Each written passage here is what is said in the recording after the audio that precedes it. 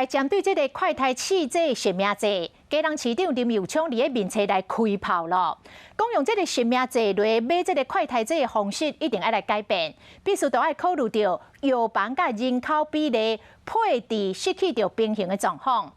台北市的副市长黄珊珊嘛来炮轰，讲若无这个快筛试剂，这毋是甲病毒咧共存，这根本就是弃守，甚至是投降。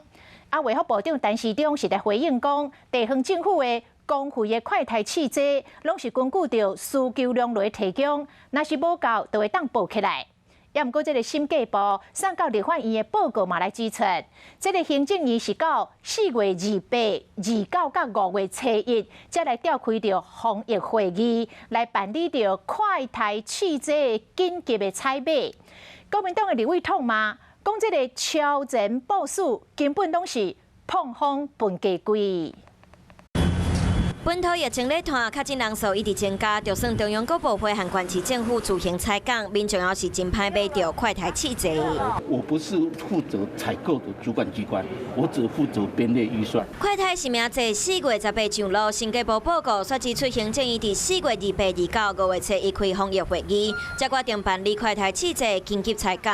所谓的超前部署，叫做只是混时间，话说得很快，很会说大话。这些专家们是医生，不是算命师，很多事情的变化确实是没有办法如神仙一般的去做预测。台北市副市长黄珊珊讲，若连快筛拢无，毋是共存，是弃守，甚至投降。基隆市长林右昌嘛伫面册讲，未好保卖快筛试剂的方式一定要改变，若无会有更较侪民众怨叹。因为目前公司实行，即马中央实施的街头食平衡，服务着急的所在有剩，急的所在民众拢买袂到。中央应该考虑药局和人口比例失衡的状况，药局较少的所在爱配更较侪量。公共